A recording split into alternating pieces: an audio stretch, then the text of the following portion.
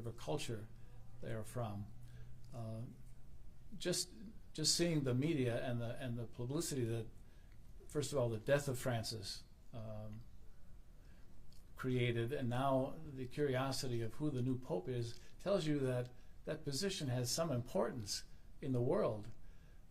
And people do listen to the Pope, no matter what religion they are, because he has wisdom, and he has a great deal of knowledge from the life that he lived and the tradition of the Catholic Church and its teachings. So I think a lot of people will listen to the Pope.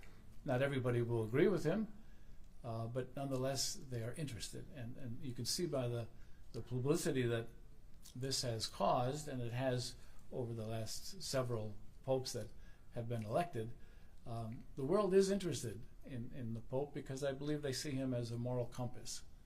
And the Pope has something to say that's rooted in 2,000 years of history in the Christian tradition. And I think people listen to what the Pope has to say. And they're drawn to him because he's drawing them to himself, because he's outgoing. He sees himself as a spiritual father to the world population, and he acting as a vicar of Christ, he's obviously interested in everyone's needs, and so he's sensitive to the poor, especially Pope Leo the 14th. As a missionary, he understands the poor. He lived among the poor. He learned the language of the poor.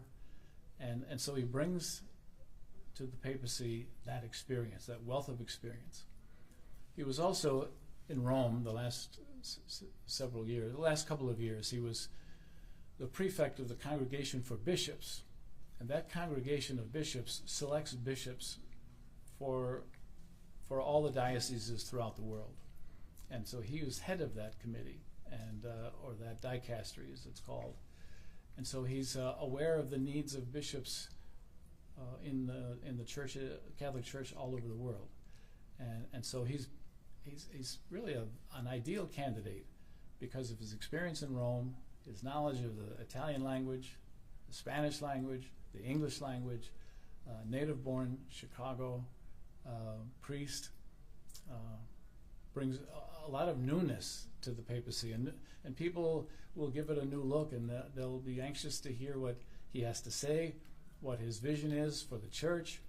And I think you'll see him as a moderate, which is a very good choice, I think, at this time in the church's history. And I think as he appeared in the loggia just now and introduced himself as Pope Leo XIV, he was dressed unlike Francis. When Francis came out on the loggia, when he was elected, he simply had his white cassock on, which was very plain, very simple. The popes before him, Benedict and all the way through, would typically wear a cassock with a stole. Stole is a sign of authority. And so he chose to wear that, and yet I think he's also very much aware of simplicity and the needs of people who live a poor life, a simple life. So I think you'll see him right down the middle. And being a religious, he follows, of course, the rule of life of St.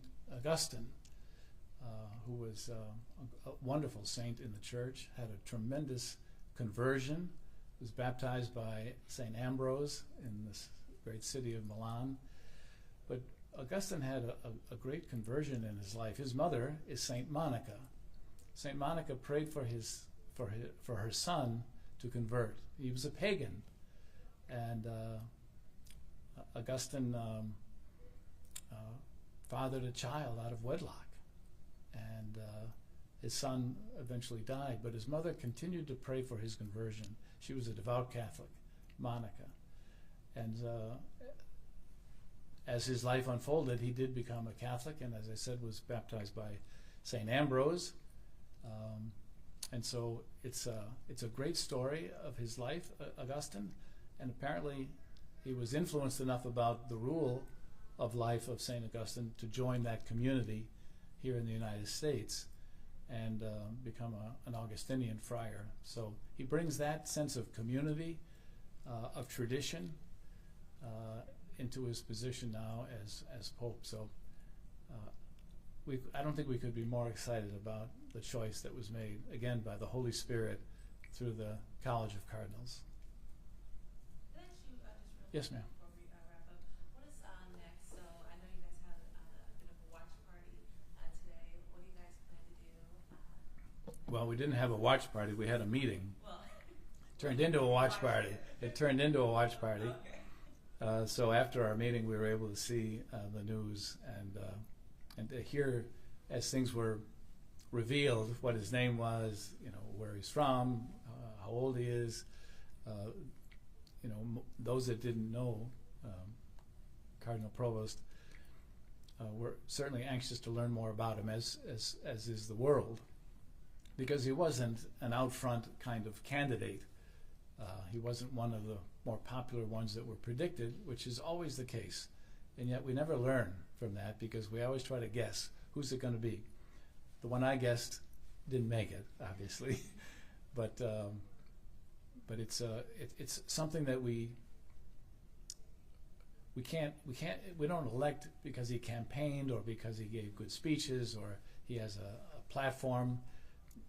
Those things we didn't know about him, but over the last 10 days, as the cardinals have been meeting in their sessions in preparation for the conclave, they listened to each other about the needs of the world, the needs of the people in the world. And so each cardinal had an opportunity to speak about what is happening in their part of the world and what are their needs. And they were able to hear each other, because many of them did not know each other. And so it was an opportunity to come to know more of the cardinals, because any one of them could have been chosen to be the new pope. Do you think you'll have a coming up service or anything when everything happens? What do you plan to do? I mean, today was a meeting that you said turned into a watch thing. What do you plan to do in the coming days? Well, we certainly want to learn more about him, and I hope we hear more from him in the days to come.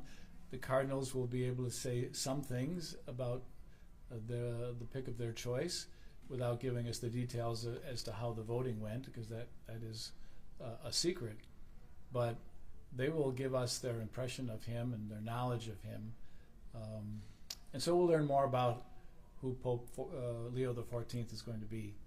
And it's something we'll celebrate here in the Archdiocese. We haven't determined a date, but we will certainly have a celebration on the part of the Archdiocese of Atlanta, because it is such a momentous occasion, and especially the choice that was made. Archbishop, Yes, ma'am. are you anticipating or expecting a sort of revival in the U.S.? I have witnessed and I have experienced a revival already. There's something happening. I don't know if it's that way in other countries, but I can tell you from my years here in Atlanta that things are changing. There's a tremendous uptick in attendance at church services. I travel throughout the whole Archdiocese, and so I see the numbers of people that come to services and come to the cathedral for Mass on Sunday, which is where I go most of the time. And they're young. They're young people, young families.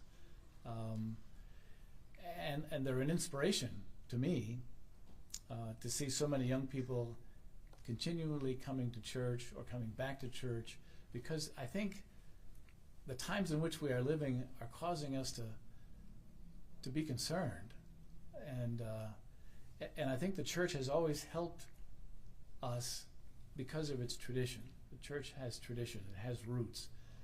It has beliefs that are unwavering, that give people answers to many of their questions. Even though they may not agree with all of the answers, they're looking for a tradition that is strong and sturdy and well respected. And just look at the numbers of people that were waiting for that announcement in Rome. Wherever the Pope goes, whoever the Pope has been, they would draw millions of people to Mass at one time in one place. And so this is the kind of reaction that I'm seeing in the church today, at least in the Southeast. And it's a pleasure to be in the Church of Atlanta here in the Archdiocese, because there is such enthusiasm, there's such newness, there's growth, and that's very hopeful. And in this year of hope, the number of pilgrimages, people want to go to Rome. They want to get in touch with the roots of the Roman Catholic faith, and I think this will be a boost. The election of this particular pope, I think, will have an effect on people of all ages, of all cultures, and of even all religious traditions.